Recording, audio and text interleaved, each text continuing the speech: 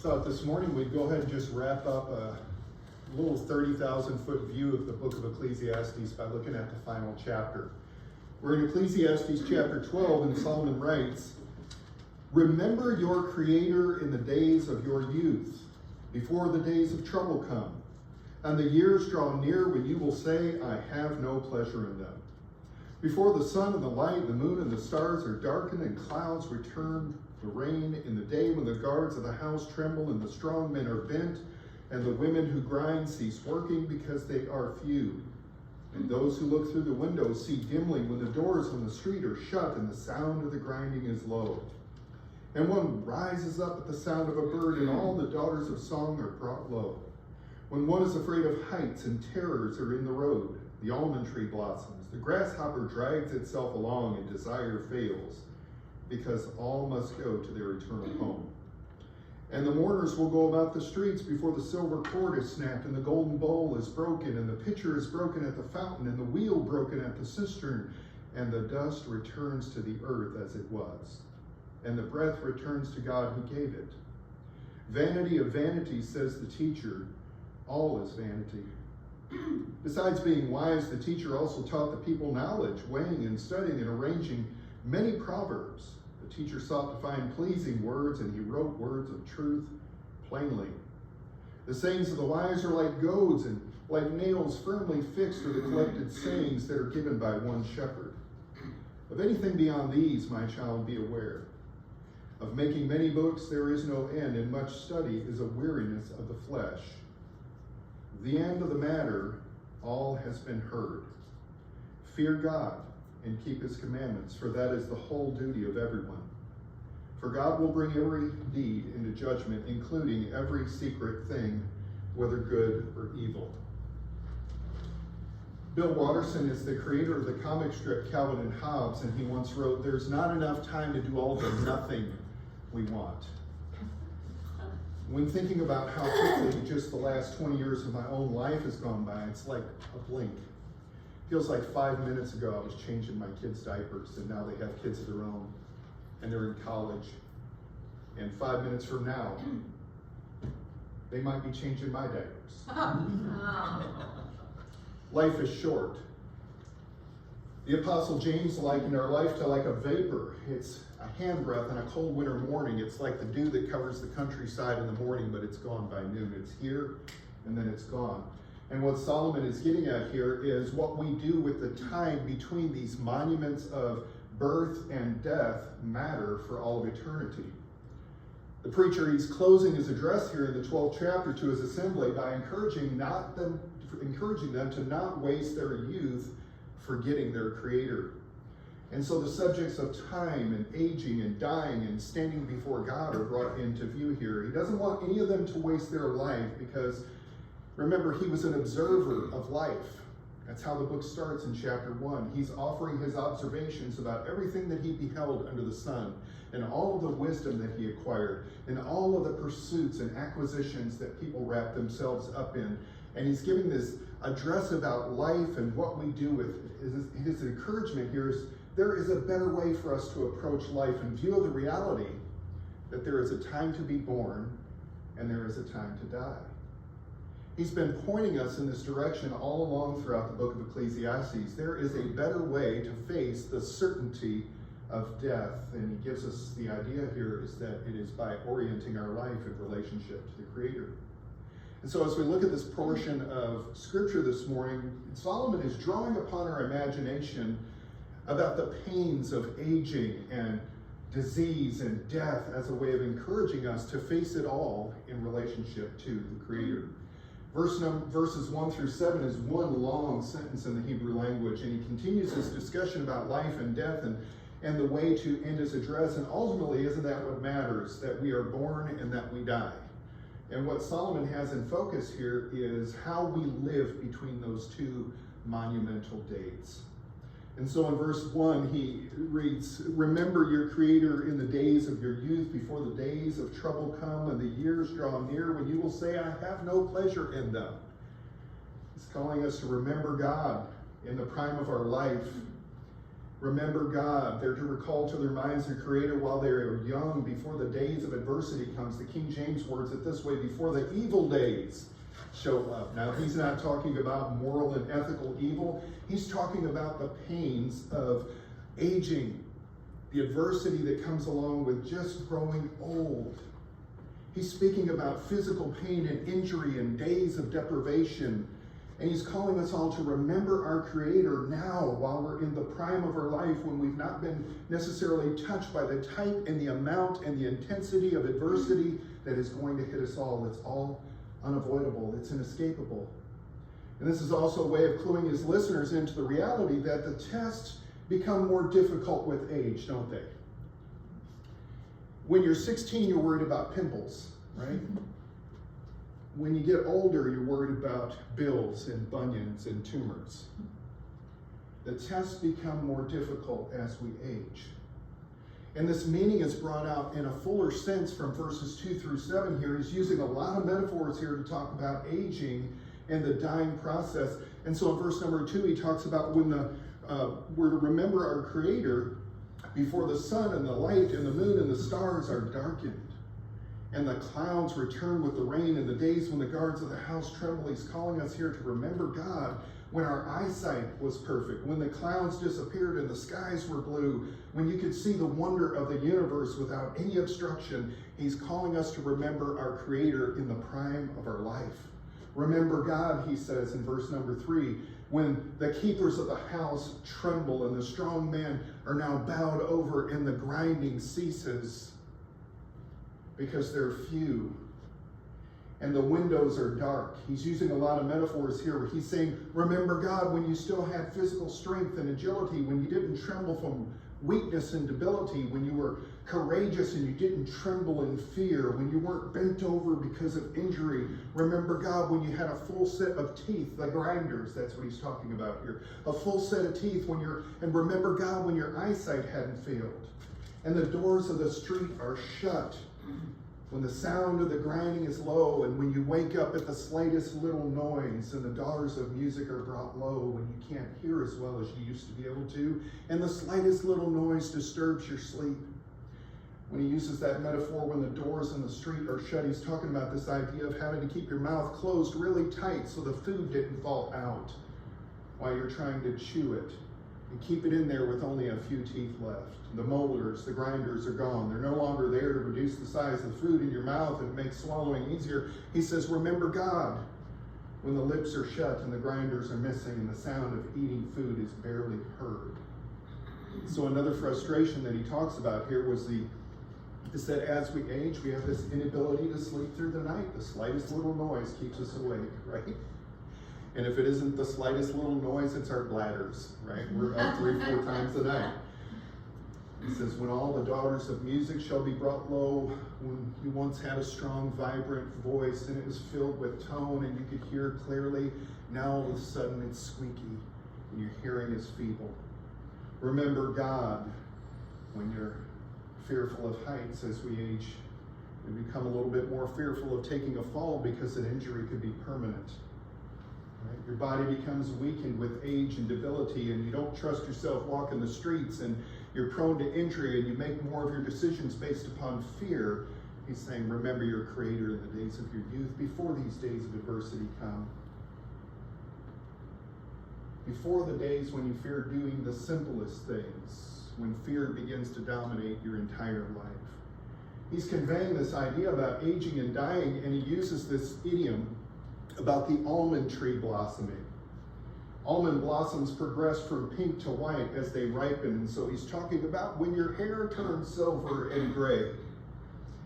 And the grasshopper that used to leap around and jump with ease now drags itself around, and every movement becomes a chore, and it's hard to just get around.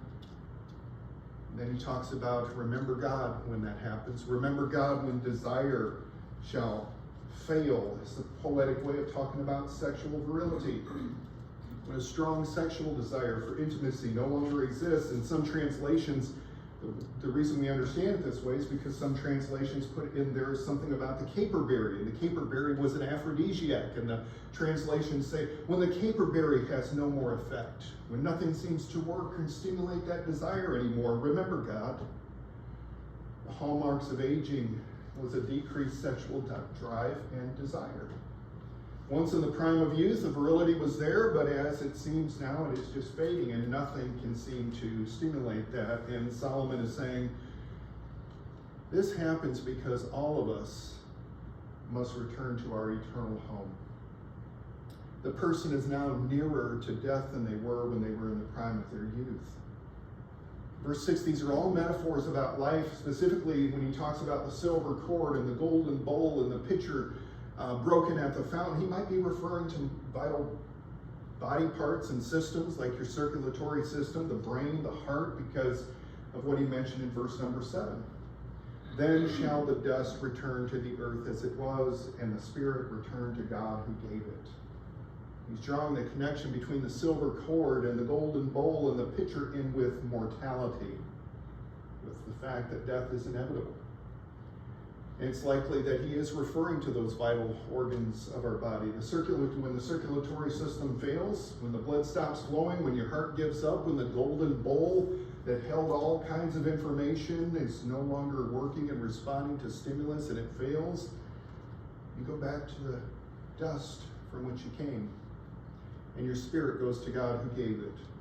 So this call for us to remember our Creator in the days of our youth is appropriate because all of us are aging. All of us are prone to illness. All of us will die. Everyone we love and everything that is special to us is of the nature to change. And we cannot escape the consequences of our actions, and that's where he brings it in at verse number 14. God brings every work into judgment. Our actions become the foundation upon which we build our life. And so he's calling everybody here to orient their life in relationship to the Creator. Remember your Creator. Don't take your life for granted. Don't take your physical strength and your agility and your eyesight and your ability to behold the wonder of the universe and your ability to enjoy the blue skies on a sunny day or your ability to eat food with a full set of teeth. Don't take any of that for granted.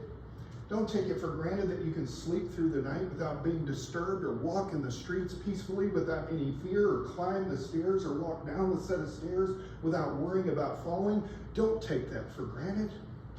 Don't take it for granted that you can speak and sing with exuberance and vibrancy and dynamics and you can hear clearly. Don't take it for granted that when you get up you can move around and it's not a chore, it feels good. You're not having to drag yourself around all the time. That's what he talks about with the grasshopper having to drag themselves around. Don't take a moment of your life for granted because it is the gift of God. Reminds me of a poem I read from Elizabeth Toba Bailey, who wrote The Sound of a Wild Snail Eating. Giving the ease with which health infuses life with meaning and purpose, it's shocking how swiftly illness steals away those certainties. Time unused and only endured still vanishes, as if time itself is starving and each day is swallowed whole, leaving no crumbs, no memory, no trace at all. That's the big point he's making here in his closing remarks. Remember your Creator. Because the strength and the courage and the agility and the vibrancy with which you live your life now is not going to last. The evil days are coming. The difficult times are coming. Our bodies are going to wear out. We're going to die. And our spirit is going back to God who gave it. And verse 14, and he will bring every work into judgment with every secret thing, whether it be good or evil. Remember your Creator now while you're in the days of your youth. It's a way of saying acknowledge his lordship now while you're alive. Because whatever you are at death is what you are forever.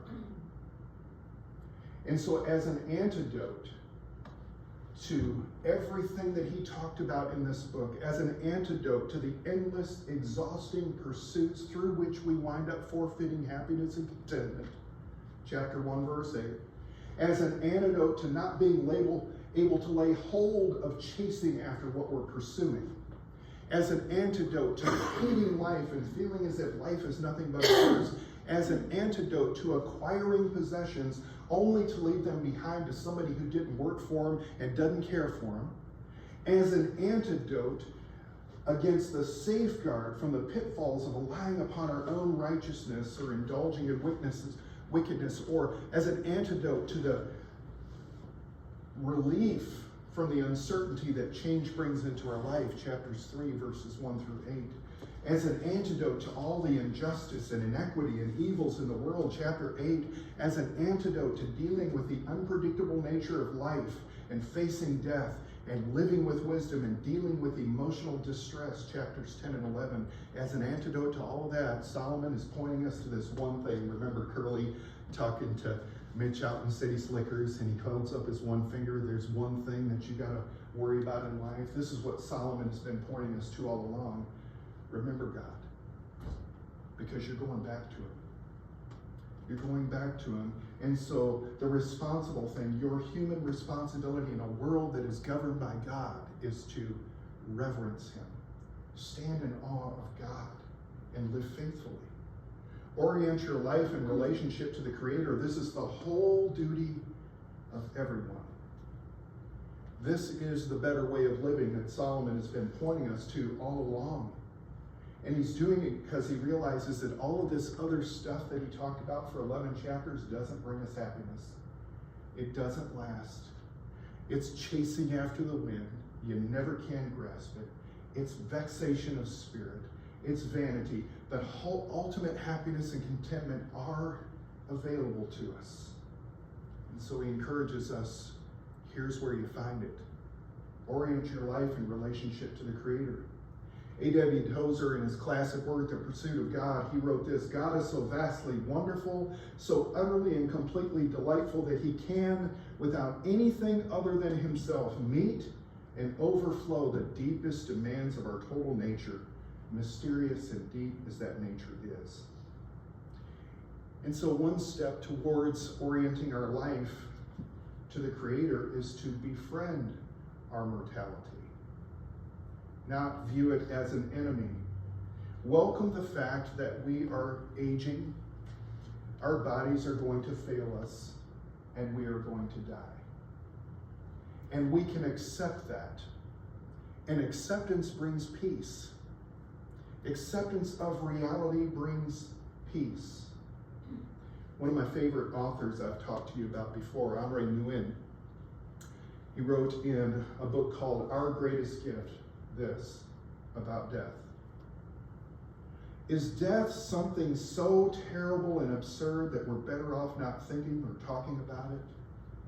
Is death such an undesirable part of our existence that we are better off acting as if it were not real? Is death such an absolute end to all of our thoughts and actions that we simply cannot face it? Or is it possible to befriend our dying gradually and live open to it, trusting that we have nothing to fear? Is it possible to prepare for our death with the same attentiveness that our parents prepared for our birth? In other words, can we just wait for death as a friend who wants to welcome us home? Because in the end, all must return to their eternal home. We go back to the dust, and the spirit goes back to God who gave it. We can befriend the inevitable and live open to it, realizing that we don't have to live in fear. God has conquered that enemy through the resurrected Christ. O death, where is your sting? Grave, where's your victory now?